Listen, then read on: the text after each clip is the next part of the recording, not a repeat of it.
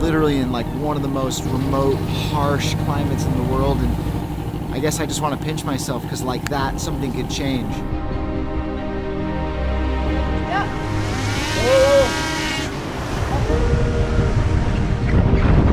The other day, you know, we had a pretty catastrophic drone failure. It just basically got lodged on the edge of a cliff. We spent 2.5 hours trying to find it and just absolutely destroyed ourselves. And that was a little disheartening. It's hard to be in a place, you know, where you're trying to create the best work you can, you're pushing yourself, and maybe sometimes you push yourself a little too hard and you don't think clearly, and I was pretty bummed.